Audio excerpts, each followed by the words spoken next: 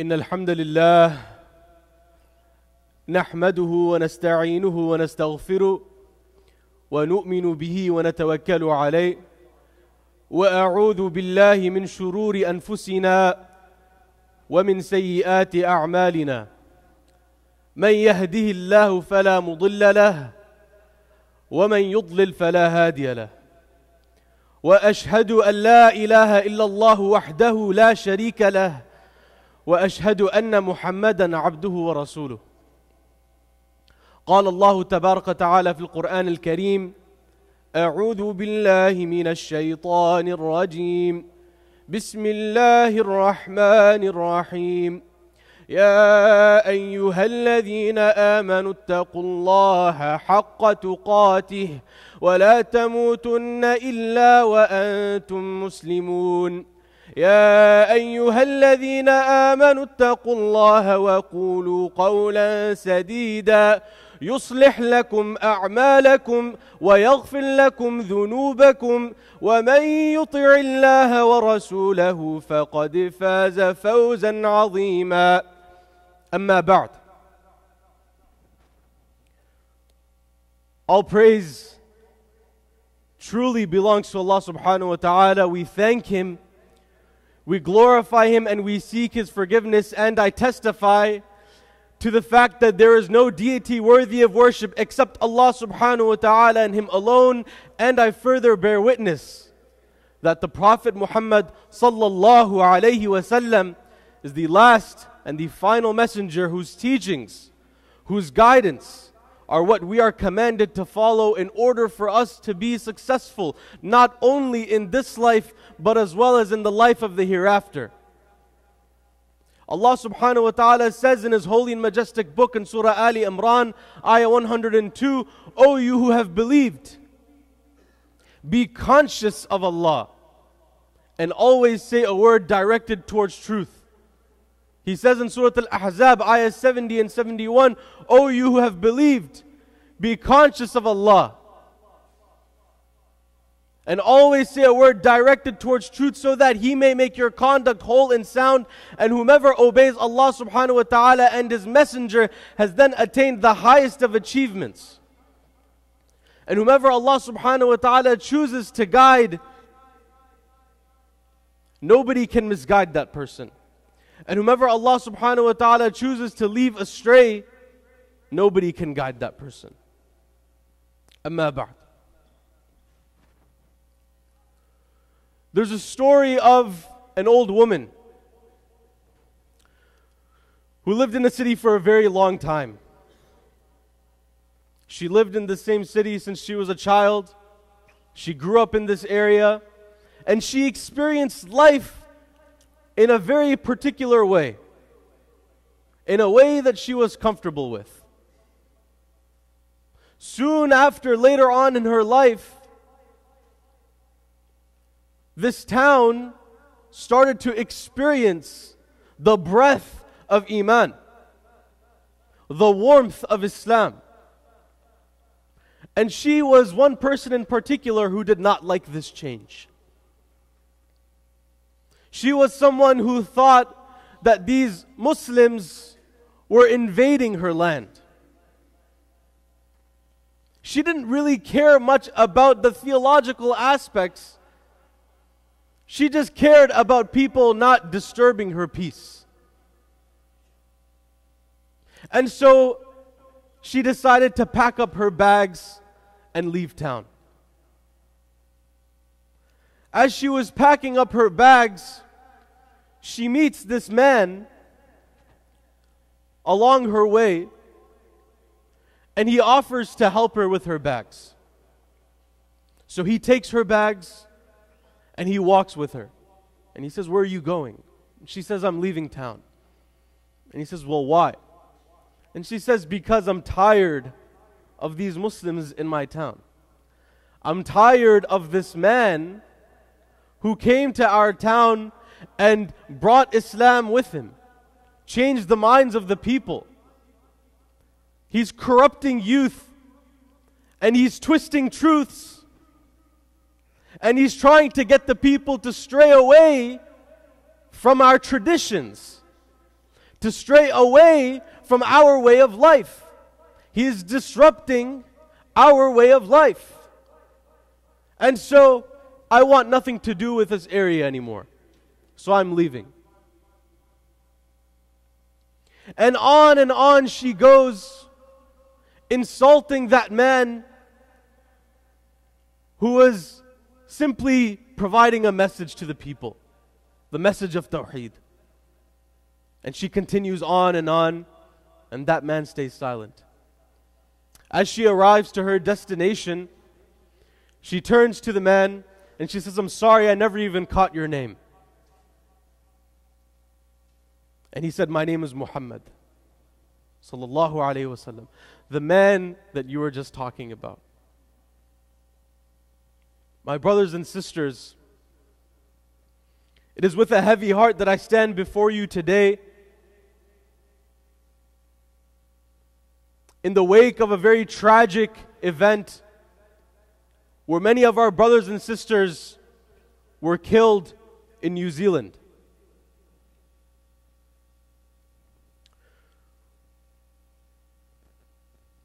It is a very sad day indeed. But inshallah, I hope to just be able to provide some very small pieces of advice. Something that we can all learn from. And I wanted to begin with the story of the Prophet Muhammad sallallahu alaihi wasallam, because he was no stranger to conflict. And he was no stranger to persecution. Throughout his life, after accepting Islam, he experienced the death of his brethren around him. Whether it was in battles or whether they were just simply trying to practice their deen and people would take them and torture them. The very first martyr of Islam was a woman, Sumayyah. And the stories about her, the way she was persecuted and killed, are gut-wrenching. But at the very same time, this is a man who, when someone spoke to him with ignorance and insulted his name to his face, he responded with peace. And we are living lives where we're driving down the road, and if someone we don't even know, they don't have a personal vendetta or vengeance against us, but if they just happen to cut us off, our personality becomes vindictive.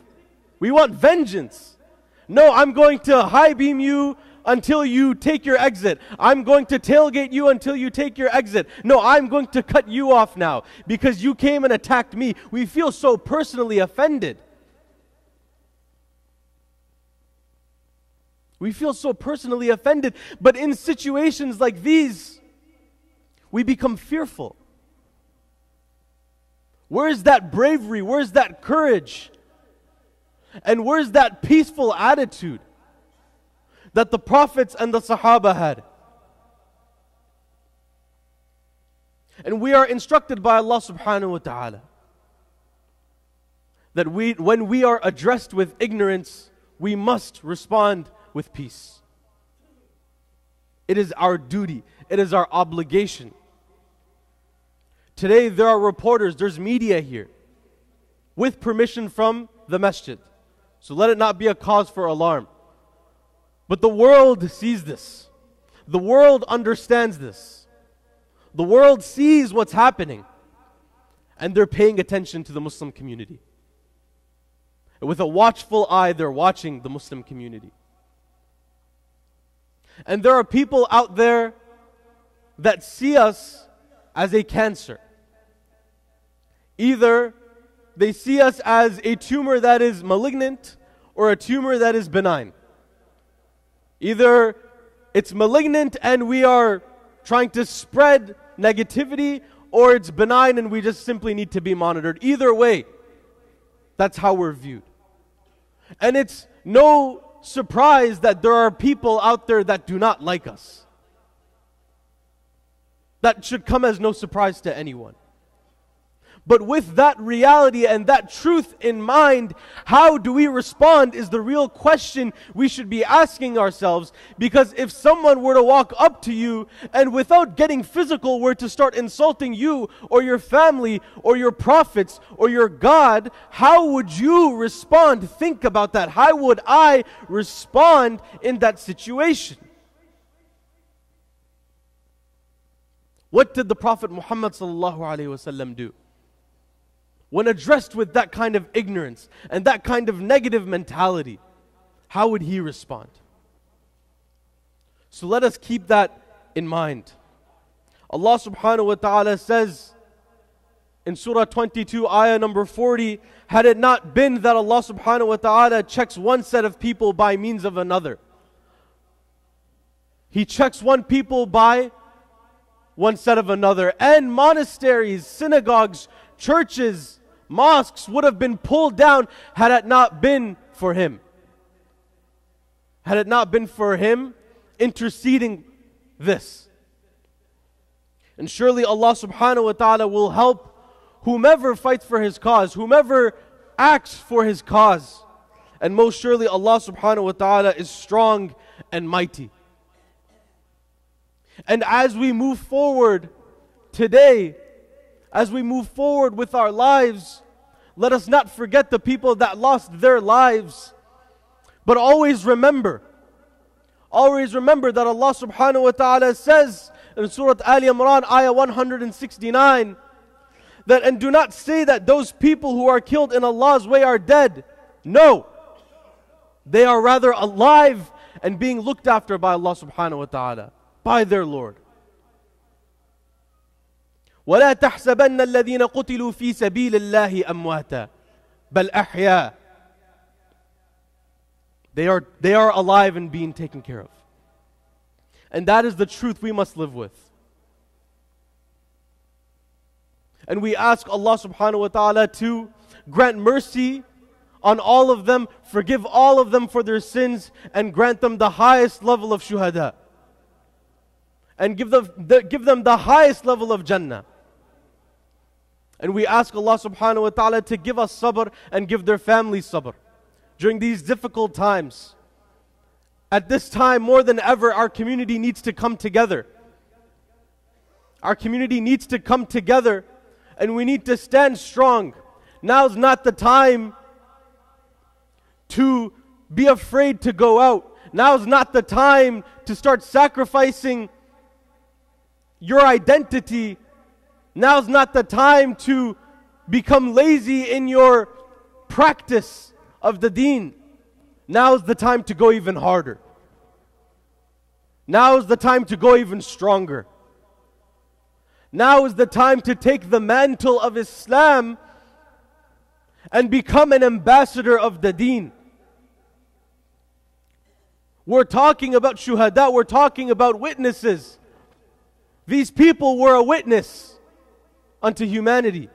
And Allah subhanahu wa ta'ala says in Surah Al-Hajj that He sent the prophets down to us as shahidun alaykum, as witnesses unto us. But Allah subhanahu wa ta'ala does not end the ayah by saying that the anbiya just came to us. He does not end the ayah by saying that the message ended when the anbiya gave us the message. He does not end the ayah by saying that Rasulullah sallallahu alayhi wasallam, while he was the last messenger, the message ended with him. That's not the truth. That's not reality. Allah subhanahu wa ta'ala, He couples that sentence by saying that the anbiya were sent as shahidun alaykum wa takunu shuhada'a ala nas. For the purpose. They were sent down unto you for the purpose of what? For the purpose of being shuhada'a ala nas. For the purpose of being witnesses unto humanity. If you're asking yourself, if you find yourself asking yourself, what is the point to all of this? What is the purpose? What am I supposed to do? How do I move forward? How do I talk to my family? How do I talk to my wife?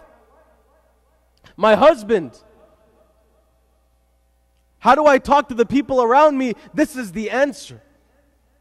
The answer is that we are shuhada ala nas. We are ambassadors of the deen. We are witnesses unto humanity. And remember, وَمَا أَرْسَلْنَاكَ إِلَّا رَحْمَةً لِلْعَالَمِينَ, that we did not send down Muhammad sallallahu alaihi wasallam as but a mercy to all of the worlds. So if his mission was to be a mercy to the worlds, and we've received that inheritance, the most valuable inheritance we could possibly receive in our lives, if that is our inheritance, then our job is to become mercy to the people around us. It's to become a mercy to our spheres of influence, a mercy at work, a mercy at home, a mercy with your family, a mercy with your extended family, a mercy with non-Muslims, the people in your community that you might not even engage with at all. It's not just with Muslims, it's with everyone, including the people who do not like you. That is the job of a Muslim, to be peaceful and tolerant and a mercy to the world. We ask Allah subhanahu wa ta'ala to allow us to become shuhada ala nas. أقول قولي هذا وأستغفر الله لي ولكم فاستغفروه إنه هو الغفور الرحيم.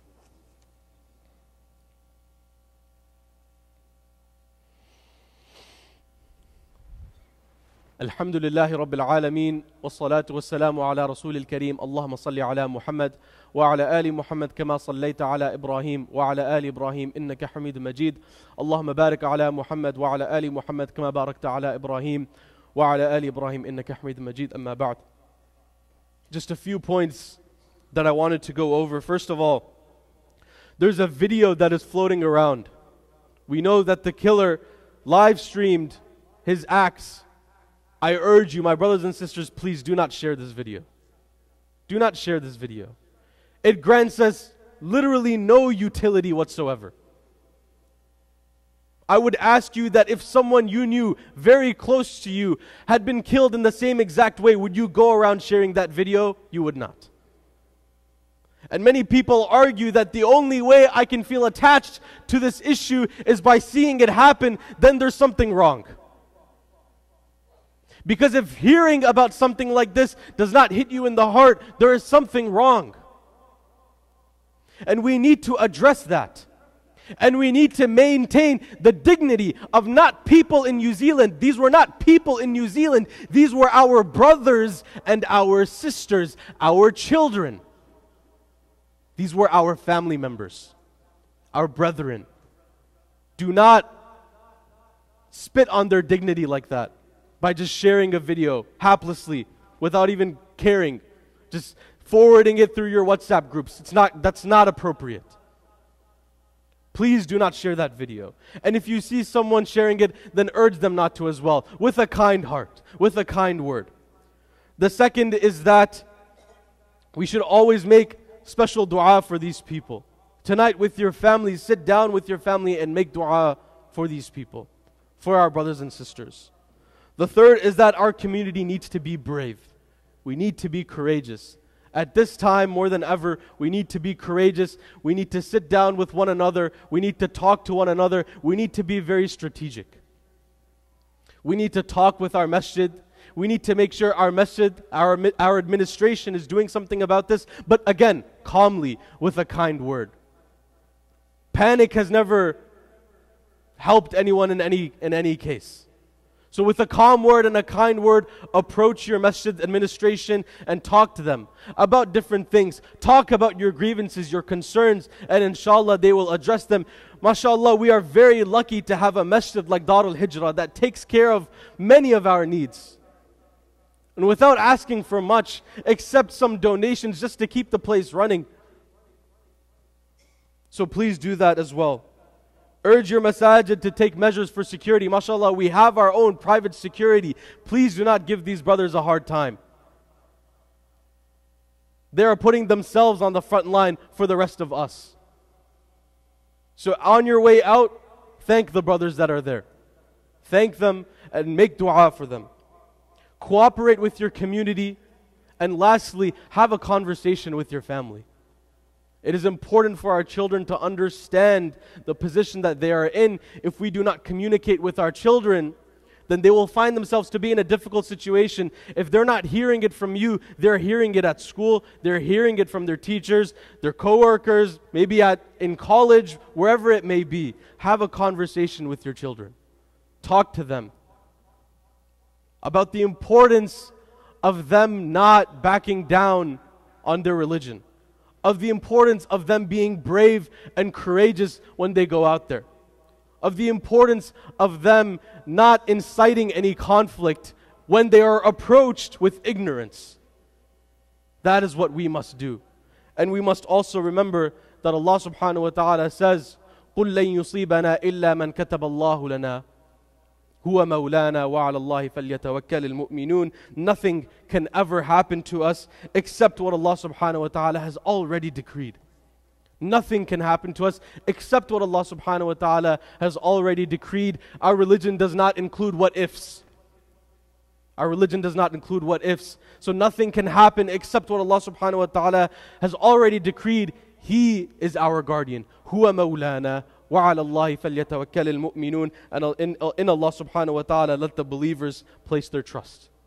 Let the believers place their trust. So we ask Allah subhanahu wa ta'ala to help us and guide us throughout these situations and to protect us from situations like this. Allahumma hdina fi man hadayt, wa afina fi man afayt, wa tawallana fi man tawallayt, wa barik lana fi ma a'tayt, wa qina bi rahmatika wasrif anna sharra ma qadayt, innaka taqdi bil haqqi wa la yuqda alayk, wa la yudhillu man walayta wa la yu'izzu man aadayt, tabarakta rabbana wa ta'alayt, nastaghfiruka Allahumma min jami' al-dhunubi wal khataya wa natubu ilayk. Allahumma ighfir lil muslimin والمسلمات والمؤمنين والمؤمنات الأحياء منهم والأموات إنك سميع قريب مجيب الدعوات. ربنا آتنا في الدنيا حسنة وفي الآخرة حسنة وقنا عذاب النار. اللهم اغفر لهم وارحمهم وعافهم واعف عنهم وأكرم نزلهم ووسع مدخلهم واغسلهم الخطاياهم بالماء والثلج والبرد ونقهم من الذنوب والخطايا كما ينقى الثوب الأبيض من الدنس.